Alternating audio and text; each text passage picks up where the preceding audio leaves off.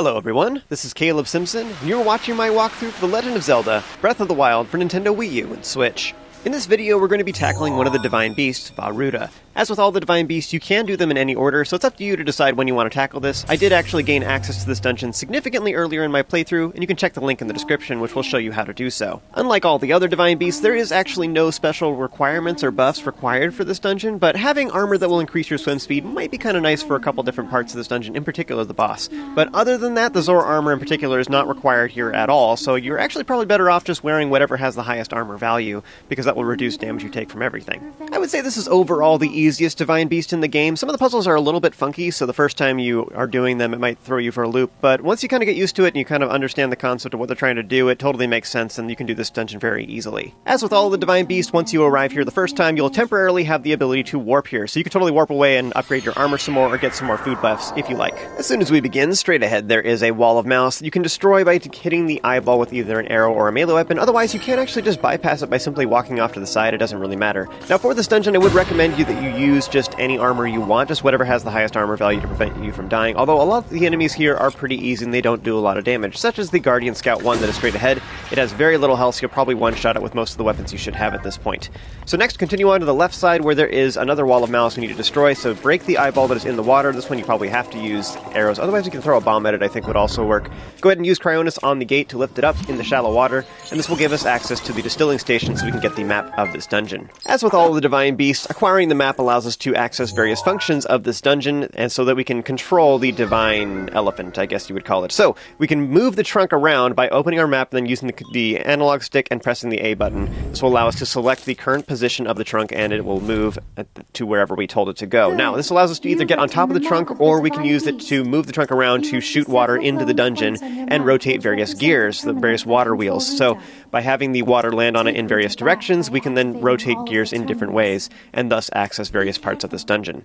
Immediately outside of that room, there is an optional chest that is in the water right next to you, so you can use Magnesis to pull out the metal chest and grab it if you wish. After that, continue to the opposite side of the room where there is a crank on the wall that you can use with Magnesis to rotate and cause a gear to spin. This will raise a platform out of the water that has one of the 5 terminals on it. As with all of the Divine Beasts, in order to access the boss, we have to find and activate all of the 5 terminals in order to do that, and you can see them as glowing pins on your map, which makes them pretty easy to locate. Next, take the far doorway, which will take you outside to a ramp which then leads upward and then re-enters the room, at this time at a higher elevation. One thing I think is interesting about all the Divine Beasts in this game is it's all the same zone. Like, there's no real loading screens as far as going in a doorway and then it loads the next assets like it did in previous Zelda games. The 64 titles were famous for this. But anyways, it's all just one big chamber. I think that's just an indication of how much more powerful the technology is, I guess, now. That the games can actually handle stuff like that, but just really impressive that we can even do that. But I think this dungeon is the most extreme example of that, because basically the entire dungeon is just this single chamber, which is interesting. But anyways, I think this is the most extreme example of that in the entire Zelda series so far. Anyways, we'll see how things progress with new games that come out soon. But anyways, in the next chamber, or next part of the main chamber anyways, there is a water wheel in the middle that is being rotated by a waterfall that is coming out of a nearby spout. Now, what you want to do is use Cryonis on the spout to stop the water from flowing. This will stop the gear from spinning so that we can access the terminal. Now, you need to do it at the right time. If you mess it up, you just need to break your Cryonis block and start over again until the terminal is vertical so that you can actually access it. This also temporarily lowers the water level inside this little pool. You can use the teeth of these water wheels while they're moving in order to get up to higher platforms for each one of them. So this smaller gear right here, you can get on top of it by breaking the Cryonis block so it's rotating again, then getting on top of the teeth, it'll raise you up to the top, quickly create the Cryonis block again, then jump on top of the Cryonis block to reach an optional chest. I'm going to be showing an alternative method to getting that particular chest later on in this video, but the same principle I just described also applies to the large water wheel as well. In order to rotate it, you just want to open up your map and then change the position of the trunk with the analog stick and then pressing A to select the third from the top position. This will make water blast in from the trunk that lands on top of the water wheel and makes it rotate forwards. So our goal is to ride one of the teeth of the water wheel to get to an upper platform. However, as long as we're doing so, we can get an optional chest at the same time. The particular tooth we want to land on is just on the opposite side of where the terminal is in the middle of the water wheel. So if you look at the stuff inside, you see this big, like, caged-in area with the spikes and stuff. That thing, just outside of that is the tooth we want to land on. So as long as you're watching that, you can kind of figure out where you need to go. Once you finally get on top of this tooth, then you can shoot the eyeball to remove the malice and free the chest that is here. Now you can do various parts of this dungeon in various orders, however this path will allow us to create a shortcut as soon as possible so that we can get to this upper platform and don't have to ride this water wheel again. I do think it's important to get this shortcut out of the way as soon as possible because you don't have to ride the water wheel anymore after that, but also you don't have to worry about the position of the trunk because we're going to be using it for some other puzzles upcoming here in a little bit anyway, and as a result we can just go ahead and do that and we don't have to keep going back and forth in case we fall down after this. So I recommend for the rest of this dungeon you just leave the Zora armor on so that you can swim up this waterfall in case you fall down. To reach the next terminal puzzle, you can simply jump from this platform here to reach the platform that's right in the middle of the large water wheel, and this is where we have that puzzle to accomplish. And if you fall down, all you have to do is just use the waterfall that we just created with the Zora armor to swim up it. Super easy and it's great, and I think it's the fastest way by far. As an alternative though, you can also take the outer path that is next to the smaller water wheel. This leads to a second ramp that leads back up to the large water wheel pretty easily.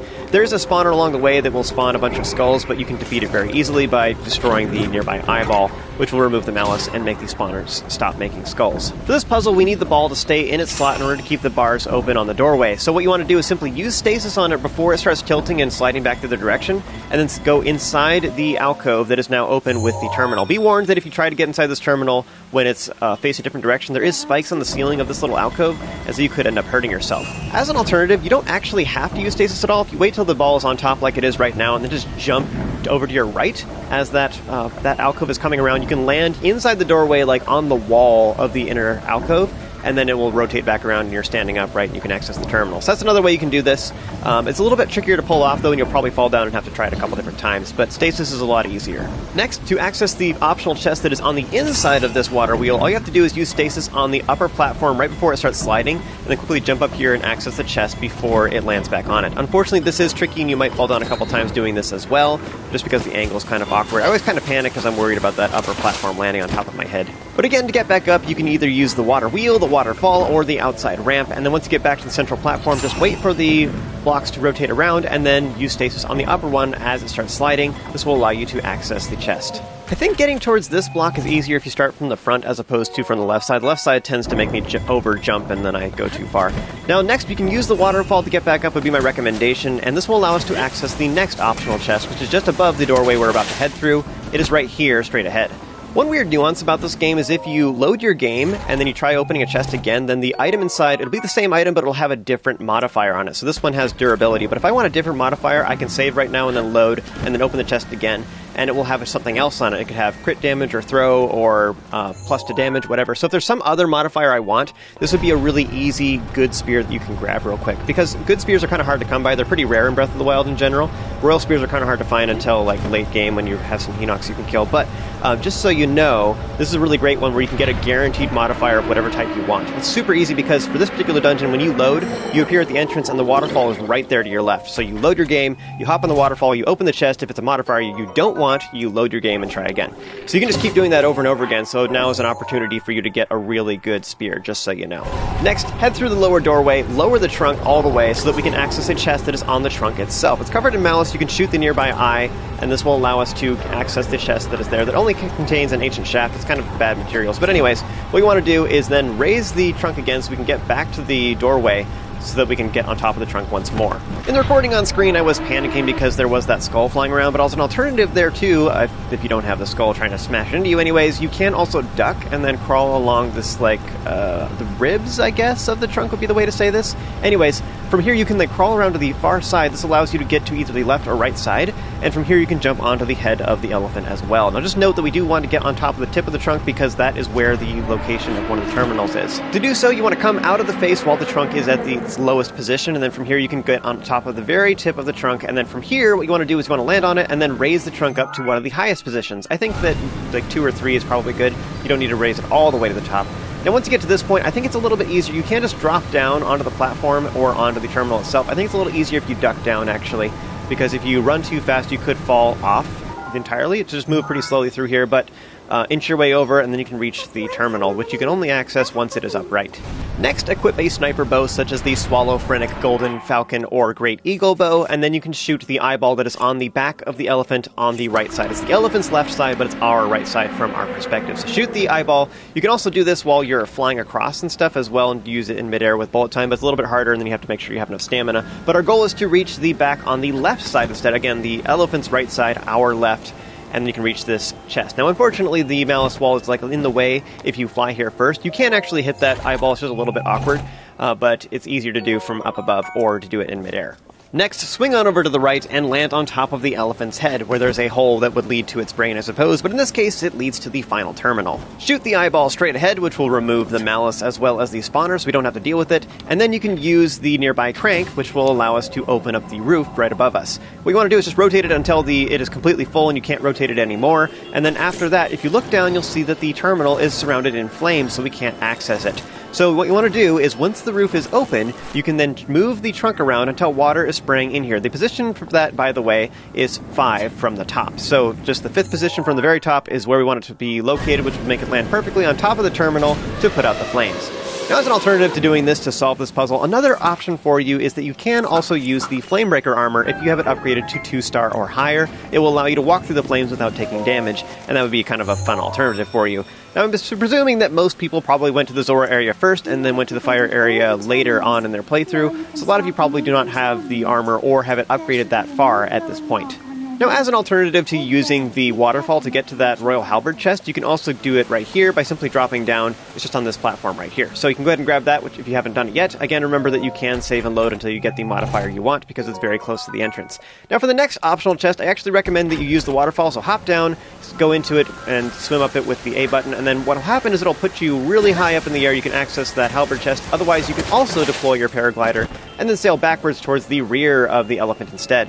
You can also use this particular water wheel and use Cryonis on that water just to the right, and then you can get on top of this platform to access this chest as well. But yeah, either using the waterfall or using the water wheel with Cryonis would be the 2 ways to reach this chest. From here, you can just drop down immediately. We're done with everything we needed to do and have all the optional chests, so we can finally access the boss. And also, as a quick reminder, in case you were confused by how I got there, it's just to the right of the entrance. Literally, as soon as you warp here, you just make a hard right, and you're already there in the boss chamber. Now, unless you have a particular plan to wear a particular armor set, such as the Radiant set with bone weapons to do increased damage, or the Ancient set with Guardian weapons, for example, if you don't have the options of one of those things, you're way better off using the Master Sword as your weapon of choice. The reason for this is because the Master Sword does 30 damage normally, but it does 60 damage when you're facing Guardians, you're in Hyrule Castle, or inside one of the Divine Beasts. I have been wearing it for the entire dungeon, but it hasn't really mattered because a lot of the enemies here are pretty weak, but it is very noticeable when facing this boss, and is one of the most powerful weapons in the game that you could possibly use for this battle. So if you've unlocked that so far, be sure to equip it because it's real nice. Now, if you want to ramp this up even further, you can always do that by using a Tier 3 Mighty buff, which will increase your damage by 50%, which is kind of awesome. However, more powerful than that even is using the Tier 3 Tough buff. Now, for a lot of the game, I don't really think that matters too much, but it is extremely powerful for the boss battles because it will give you 24 armor. This reduces incoming damage by 6 total hearts on top of whatever other armor you have, which will reduce all your incoming damage to a quarter heart, so you're practically invulnerable. My apples laugh in the face of your giant spear! Kind of feels wrong when you can just kind of face roll over your controller and still win the boss battle, but there you go. So if you want to make this a little bit easier, those are some tips for you. As with all of the blights, this boss will turn into a blue ball of energy and teleport around the arena. When it's doing this, it is invulnerable, so you cannot hurt it while it is moving around. So instead you need to wait for it to hold still, and while it's solid, then you can finally hit it with either ranged weapons, or you can run close and kill it with melee weapons. Melee weapons overall do a significantly more damage, generally speaking, and you can kill it a lot faster if you can get close. For the first phase, the boss has 4 different attacks. First of which, it will throw its spear if you are too far away and out of its normal attack range, and it does this every time. The best way to avoid this is to simply sprint out of the way.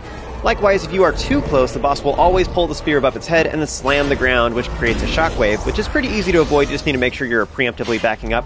However, if you are too close, especially if you are currently L-targeting, you move a lot slower. I'd recommend you stop L-targeting and instead dash away from him. So as a general rule, you should run away as soon as the boss starts raising its arm so that you can avoid getting hit because it's hard to avoid. The exception to this, though, is if the boss is pretty close to 50% HP, because as soon as it reaches that threshold, it will immediately move on to second phase, so there's no reason to dodge. Now, as far as regular attacks, the boss has 2. If it pulls its arm straight back, it means it's about to perform a stab. You want to side jump to avoid this. If you do it too early, then you will get hit on the shield and you'll lose some durability. If you do it too late, then nothing will happen. It's just whatever.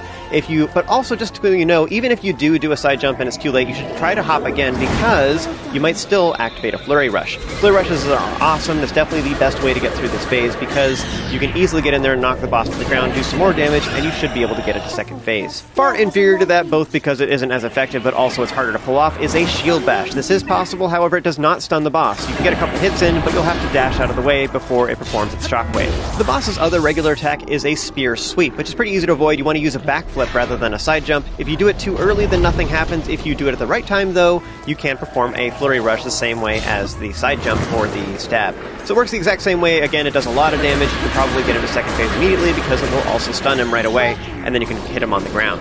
Just like with the stab, you can also perform a shield bash with the sweep as well. However, once again, this does not do all that great. It's hard to pull off, and it doesn't last very long before he performs a shockwave, in which case you're probably going to want to run away, unless you can do enough damage to him to make it worth your time. So my recommendation is to use flurry rushes, by far the fastest way to kill this boss, and if you mess it up, you'll probably just take a little bit of shield durability, which, oh no, is not really that big of a problem. But if you're successful, then you'll just totally destroy the boss for first phase. Now, one quick tip for you, I've noticed in my recordings, it seems like if I'm at the very edge of the boss's attack range, then I'm like closer to where the tip of the spear is going to be, that a flurry rush never activates. It seems like it activates when I'm closer to like the middle of the spear length. So if you're struggling to try and get it to activate, you might need to just get a little bit closer. One final strategy for first phase that's pretty effective is you can use Cryonis blocks on your feet. So what you do is get close to the boss, attack him, then back up and use a Cryonis block below you. So raise you up into the air, and then the boss will perform either a stab or a sweep, which is always low to the ground, which means it will break the Cryonis block, but it won't hurt you. The reason this is so effective is actually because the boss will never use its shockwave attack after this. It will only teleport away. So it will attack the Cryonis block, and then you can smack it a couple times, and then it will always teleport, meaning you don't have to worry about getting hit at all. This is guaranteed to never let you take any damage as long as you place your Cryonis block well. Unfortunately, this technique will only allow you to get about 2 hits in every time, maybe 3 if you're lucky, but that's about it. However, because it's so safe, this is a very solid strategy that will definitely work. The two things to note about this method is wait until after the boss destroys your block before you run into the kill, and the second thing to know is that you can't make the Cryonis block too close, otherwise it will shatter immediately, and then you'll have to wait for the cooldown before you can do it again, so you'll probably be vulnerable during that time. So as a result, you just need to make sure it's far enough away from the boss where it doesn't break as soon as it is crafted in the first place. One good indicator for that, by the way, is the fact that the boss will always teleport to one of the 4 platforms that are under the surface of the water right now, so it's like glowing red lines that are under the surface of the water. So as long as you make the Cryonis block just a little bit further away from that, then it probably will be just fine and won't mess up on you. Now, I don't actually have a recording of this, but another effective strategy for this boss for that first phase in particular is to use stasis on him as well to give you a few more precious seconds to do damage. Now, this is really good in combination with the Cryonis method in particular because you can stand on the Cryonis block as soon as the boss attacks, then use stasis on him, and then quickly run into the kill. You'll get a couple more hits instead of only 2. For the second phase, the water level as well as the platforms will be raised, and the boss will continue to teleport around the arena. Again, he's only teleporting to above the platforms. I was actually doing that for the first phase as well, just a lot of players didn't really notice that. But anyways, he's teleporting to the same locations for the entire battle. Regardless, the boss will keep teleporting around. It's invulnerable while it's a blue ball, but then it will start shooting a bunch of these Cryonis blocks at you, and it'll shoot them one at a time. What you want to do is break them with Cryonis itself. Just try to aim carefully so you don't accidentally create the cooldown of Cryonis, but then when wait till the last block is getting close to you, use stasis on it, then stasis launch it back at the boss. Use whatever melee weapons you want, ideally something that you don't have too worried about. I'm using the Master Sword in this particular recording because I have more than enough durability on it and I'm not worried about it. But otherwise, if you have an Iron Sledgehammer, go for it, or anything else that has a lot of durability that you don't care about losing. Once you have enough kinetic energy stored up, you want to hop in the water and then swim over to the boss using the Zora set or Salvator set, and once the Cryonis block hits him in the face, then it will stun him for several seconds, then you can run up and damage him. Hopefully, the boss kind of lands in some weird, awkward positions sometimes, so you can't always hit it very easily. The boss's final attack is going to be using a Guardian Laser, which you can reflect with a shield bash if you time it well. One other strategy that's kind of interesting for this second phase is you can, rather than standing on the platforms that are provided for you, you can create your own platforms by using Cryonis. I think this is particularly effective in the middle of the arena, but if you make a Cryonis block and then wait for a little bit, maybe even stall so that you wait until after the boss shoots out some of these Cryonis blocks, then you can get on top of your Cryonis block, stand in the middle, wait for the boss to shoot Cryonis blocks again, then break them all with Cryonis, except for the last one, which you can stasis launch back at the boss. But now that you're standing in the middle of the arena, and also from a higher elevation, you can just fly to the platforms from any direction, as opposed to having to swim there. So it just saves a little bit of time, so you can get there a little bit faster to guarantee that you can damage the boss. As with all of the bosses in Breath of the Wild, if you have enough rupees, you can purchase a whole bunch of arrows preemptively, and then use that to kill the boss instead. It's actually really, really powerful, and if you just aim carefully so you're not wasting them, then it's great. Just note that the bosses are invulnerable when they are teleporting around, so you don't want to shoot them when that's happening, otherwise you will waste potential shots. Now, if you want to just use regular elemental arrows, then use a regular bow, because you can only apply the elemental damage once per volley of arrows, so you won't really want to use elemental arrows with a single shot bow, like a royal bow. But if you're going to use bomb arrows or regular arrows, you can use a multi-shot bow, which is like a 3 times or 5 times or 7 times bow. However, just note with bomb arrows in particular, one weird nuance about them, they always do 50 damage regardless of the type of bow you are using. So a really effective bow for that, for example, if you really want to do something cheap, would be like a Forest Dweller's bow, because even though it only does like 11 damage or whatever it is off the top of my head, it doesn't matter because bomb arrows always do 50 damage apiece. One weird nuance about that with bomb arrows specifically is that the explosion radius will consume each other, so if you're too close, then you might only do the damage of one bomb arrow, meanwhile the other ones will be completely wasted. That being said, the most efficient multi-shot bow, if you want to do that specifically, is going to be a 3 times bow, because a 5 times and 7 times bow, you will consume way too many bomb arrows that don't actually apply any damage. Something else to note about this boss, if you shoot him in the eye, you will get a guaranteed crit, which makes you do additional damage, and that's all great. However, just note too that the boss also summons the Cryonis blocks right in front of its face, so if you were trying to aim at its eye very carefully, you may just intercept the Cryonis blocks instead, which means you kind of wasted arrows because you could break it faster with Cryonis anyway. But that's sort of a sad thing. If you're going to use bomb arrows in particular, I'd recommend that rather than aiming at its face, that you should probably aim at its lower body, which is up above it. I know it's weird, the boss is hanging upside down. Aim at its lower body, which is up above its face, instead, and your explosion radius will also destroy the Cryonis blocks at the same time. Something weird you can do with this boss battle, well, most of them in this game, really, is just more notable for this one, is remember how I was saying earlier that this entire dungeon is one giant room? So, after the boss battle is started, you can just go out the entrance, and you can hang out in the main room instead, and you can just, like, dodge left and right to make the boss's Cryonis blocks and spear attacks hit the walls instead. And then you just poke your head out and like stand in the entrance and shoot arrows of whatever variety you want at the boss, and you're totally safe. It cannot hit you. I personally think that's a little bit too overpowered and completely unnecessary. This boss is pretty easy, especially if you know what to do, so I don't really think that's necessary, but that is just a tactic for you if you so desire. It is kind of fun just for something different and funny to do, though, just to take advantage of the mechanics. But anyway, after you've completed the boss, this will leave behind a heart container, which will increase your life by 1 whole heart, which is awesome. So if for whatever reason, though, you didn't pick up this heart container and you just ran forward and interacted with the console, it will kick you out of the dungeon and you can never return here. Gasp! So if that is you, don't worry, because you can warp to the dungeon afterwards. You can't actually enter the dungeon, but the heart container will appear beside it. So just warp to the dungeon, the heart container will be right there and you can pick it up just fine. Next, just run forward, interact with the console, and stay tuned for the cinematic where we mourn over Friendzone Tuna-chan.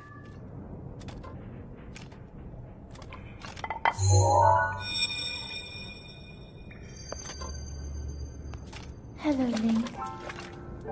Because of your courage, my spirit is now free. And Ruta as well. Thank you. For I am now allowed by this freedom to be with you once again.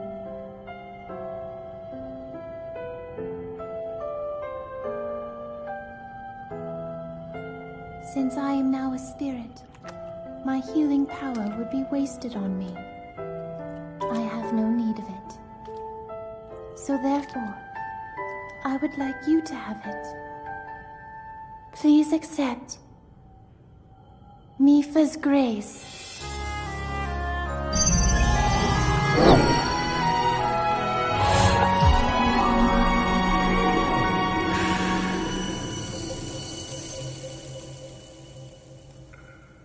Yesterday, I was awash in a pool of tears.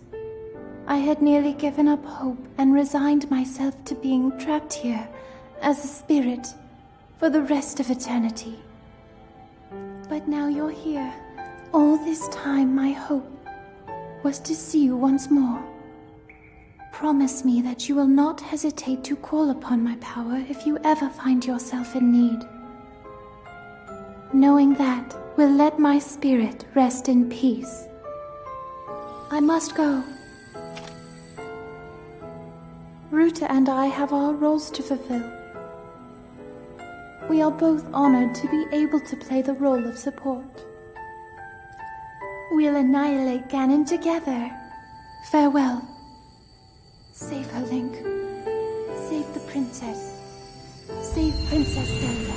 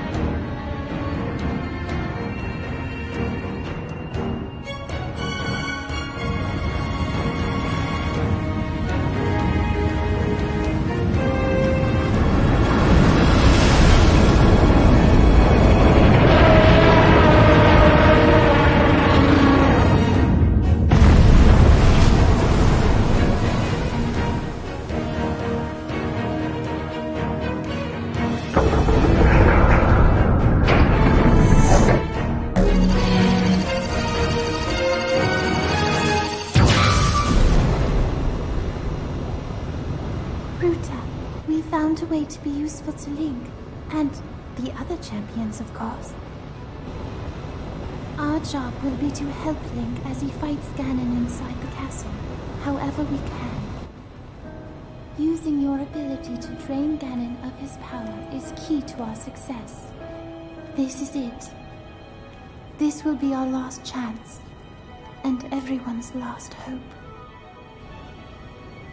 If we seal him away, then we can restore peace to Hyrule. And both your duty and mine will be fulfilled.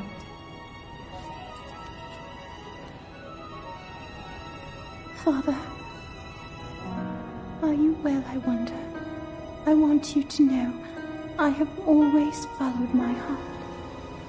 I'm sorry I made you worry. I wish I could see you again. Even just once more.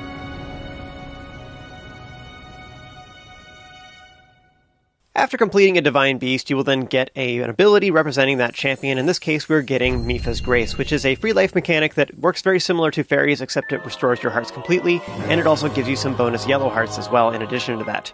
And I know what you're thinking. You're like, this'll come in real handy when I face up against Calamity Ganon. I mean, he is our arch nemesis after all, right? Now that would be sound logic in a normal game, but we have greater things to fear than him.